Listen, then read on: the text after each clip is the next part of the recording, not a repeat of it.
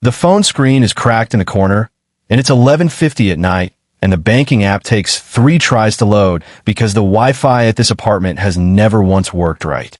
The balance finally shows up. $342.17. That's it. That's everything.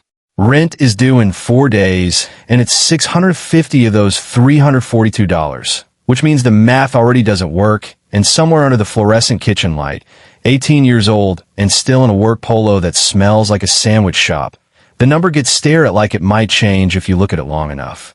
It doesn't change. If you've ever stared at a number hoping it would rearrange itself into something kinder, go ahead and hit that like button right now. And if you want to see where this number goes over the next 62 years, subscribe, because that's the whole point of this channel. We're going to watch what happens to it. 18 is loud. It's a shared apartment with 2 roommates who never do dishes. It's a used car with a check engine light that's been on for 4 months because fixing it costs more than the car is worth. It's a coffee mug that says world's okayest employee that a coworker gave as a joke, and somehow became the only mug in the cabinet that survives being dropped.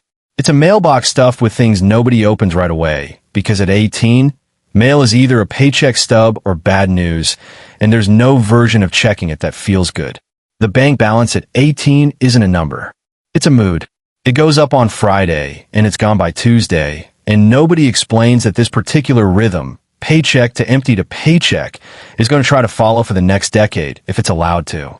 Nobody tells you this part. The gap between what you earn and what you owe isn't the real problem at 18.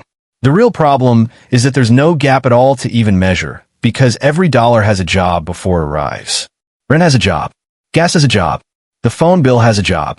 There's no dollars standing around unemployed, and you can't build anything, savings, investing, a future out of dollars that are already spoken for the second they land. That's the part that doesn't get explained in school, in movies, in any of it. It's not about being bad with money at 18. It's about there being no room for money to be good or bad in the first place. At 22, there's a diploma in a drawer somewhere and a job that pays better, $41,000 a year, which sounds like a lot until the first paycheck lands and taxes take a bite nobody warned about. And student loans want $280 a month starting 6 months after graduation, whether there's a plan for it or not. The bank balance at 22 is bigger than it was at 18, but so is everything trying to take a piece of it. There's a new apartment, first one without roommates. And it feels like winning something until the first month alone with the electric bill in July. The old truck is still around, held together by a combination of duct tape and stubbornness, and it becomes the thing that gets talked to in traffic like it can hear. Here's the part that actually happens around 22, and almost nobody sees it while it's happening. A decision gets made, quietly, without any ceremony, about what kind of relationship this is going to be with money for the next 50 years. It's not a big decision. It's not dramatic. It's usually just whether or not $50 a week gets moved into something before it has the chance to get spent. That's it. $50. Not $500. Not some number that requires a lifestyle change. Just $50 a week, set up once on autopilot, so it happens before it can be argued with. That's the entire micro decision. No budgeting spreadsheet. No extreme couponing. No giving up coffee. Just $50 that never touches the checking account long enough to be tempted. Have you ever made a decision like that, and then completely forgotten you made it? Let me know in the comments, because that forgetting is actually the whole trick. Year 2 of that habit, the balance in that separate account is a little over $5,000, and it feels irrelevant compared to the $11,000 of student loan debt still sitting there like a weight on the chest. The kitchen table at 24 has bills spread across it in the specific way bills get spread when somebody's trying to figure out which ones can wait another week. There's a car payment now, instead of the old truck, $310 a month, because the truck finally died on a highway on ramp in the rain, and that felt like the end of something even though it was really just a car.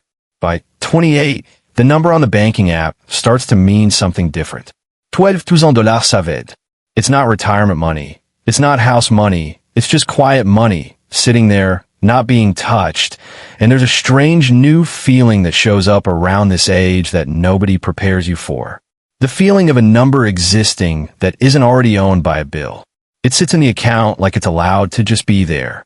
That feeling is worth more than the $12,000 itself, because it's the first proof that the gap can exist. The gap between earning and spending.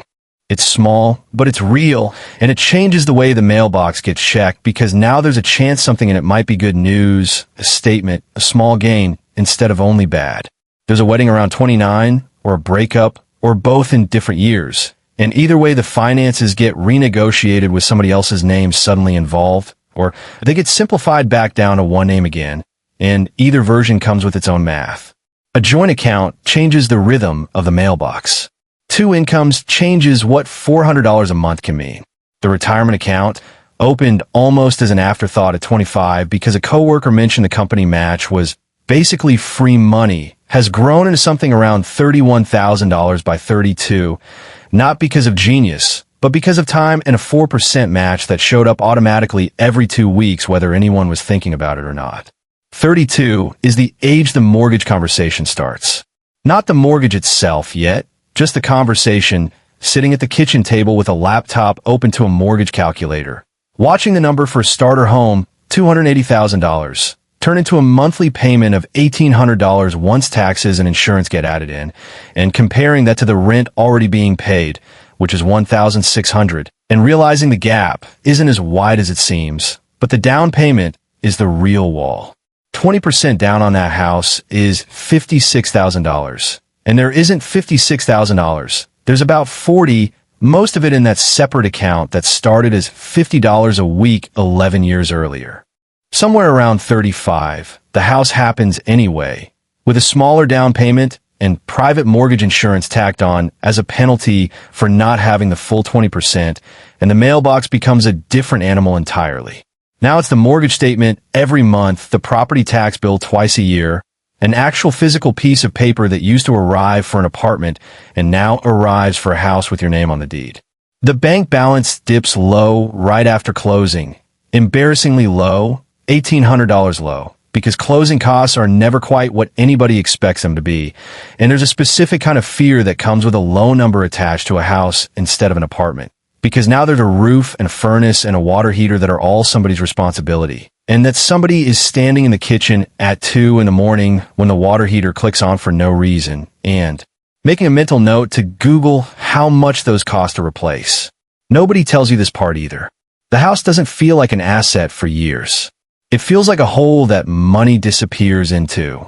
New furnace at 37, $4,200. Paid partly from savings and partly from credit card that takes 8 months to pay off. A kid is born somewhere in there too, and childcare costs more than a mortgage some months, $1,400 for daycare against $1,800 for the house, and the retirement account contributions get paused for a year because there's simply not enough gap left to fill it, and that pause feels like failure in the moment, even though it's really just triage, and triage isn't failure. It's survival with a plan to come back later. The coming back happens at 41. Contributions resume. This time it's 6% instead of 4% because a raise came through $78,000 a year now, up from the $41,000 it started at 19 years earlier, and the retirement balance, after some rough years in the market that felt like watching money evaporate on a screen, sits at $93,000. It doesn't feel like enough. It never feels like enough at this age, because the number gets compared to some imaginary total that's supposed to exist by now, a total that doesn't actually exist for almost anybody, and the comparison creates a kind of quiet dread that shows up at 41 specifically, usually around tax season, usually while standing at the same kitchen table where the bills used to get spread out at 24. Here's the part that actually happens with that $93,000, though, and it's the part that took 41 years to become visible. Compounding doesn't look like anything for a long time. It looks like nothing happening. Then one year, it looks like $11,000 of growth without a single new dollar being added. Just the market doing what markets do over enough years. And that $11,000 is more than was earned in the first entire year of working at 18.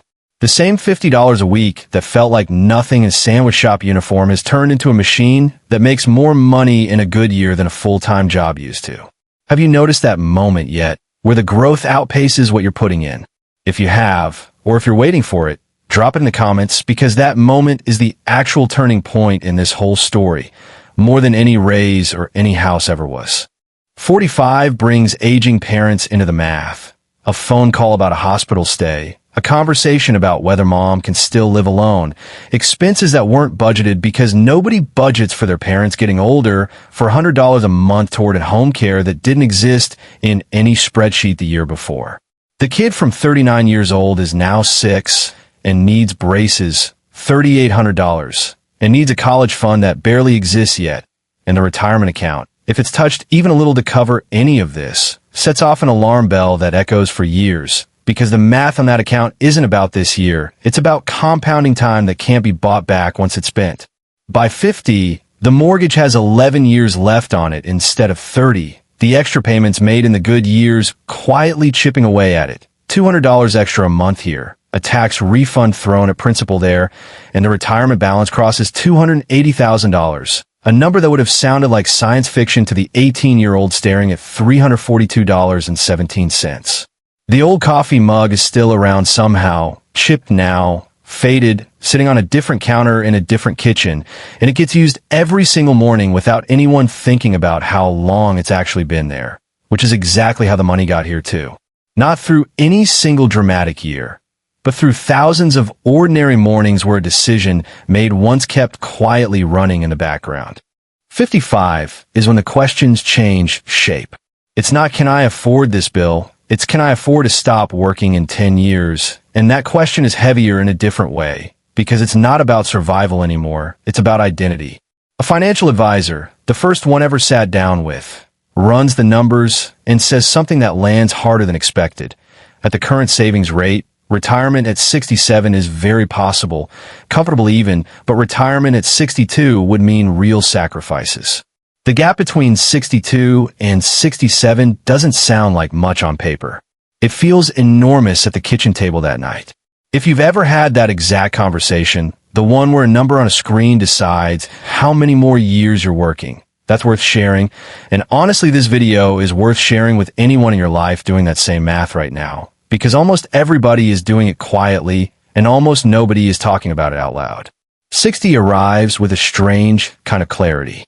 The mortgage is gone, paid off 18 months ago, and the statement that used to show up every month in the mailbox simply stopped coming, which felt oddly like a loss for the first few months, an old familiar stress disappearing and leaving a strange quiet behind. The retirement account is at $610,000, boosted by 15 years of the good compounding years layered on top of the earlier decades, and the healthcare question starts creeping in. Because 60 to 65 is the gap before Medicare, and private insurance in that gap costs more than the old mortgage payment used to. At 65, Medicare kicks in, and it's a genuine relief, a monthly cost that drops instead of rises for the first time in memory. The retirement account sits around $740,000. Not because of any single brilliant investment, but because of $50 a week that turned into $500 a month that turned into automatic contributions matched by an employer for over 3 decades. Riding out crashes in 2008 and 2020 and a handful of scary Tuesdays in between that felt like the end of the world at the time, and look, in hindsight, like tiny dips on a line that mostly goes up. The decision to retire actually happens at 68, not 62, a choice made freely instead of out of desperation.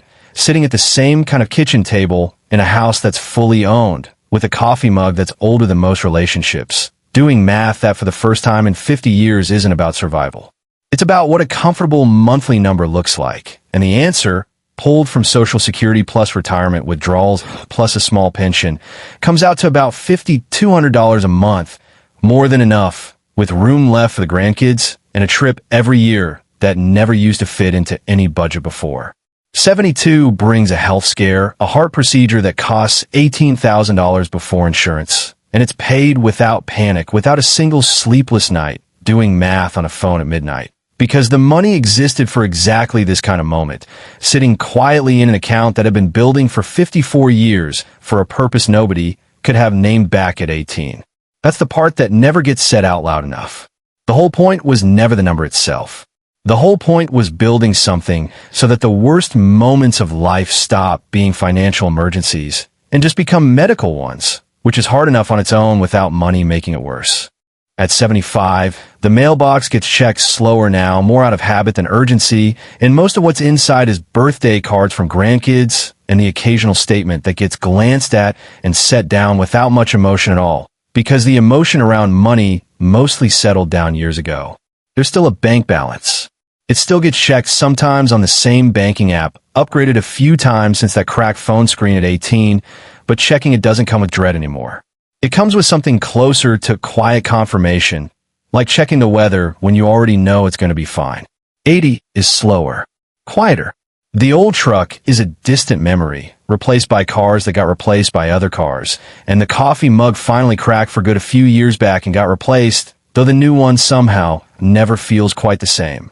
There's a great-grandchild now, and a small amount set aside specifically for them. Not because it has to be, but because it can be, and that specific kind of giving from abundance instead of giving from what's left over, is something that simply wasn't possible at 18, at 28, at 35 with a new furnace and a screaming infant and a mortgage that felt endless. Right now, somewhere in America, someone is standing in a kitchen at 11:50 at night, staring at a phone screen that's taking too long to load on bad Wi-Fi, looking at a number that doesn't match the bills due in 4 days. That person has no idea that the $50 they could set aside this week, the one that feels like it won't matter, the one that feels almost pointless against a bill that's $600 bigger than the whole account, is the exact same $50 that turns into $342,000 of freedom 62 years later. Not because of luck, not because of some secret, just because it kept happening quietly in the background while an entire life got lived on top of it. The number never stops being emotional. It just stops being scary. And if there's one thing worth taking from watching this whole life unfold in 20 minutes instead of 62 years, it's that the account balance tonight, whatever it says, isn't the story. It's just the very first sentence of one. If this felt like your life, or the life you're heading toward, stick around on Money Elevate, because this is exactly the story we're going to keep telling, one age at a time.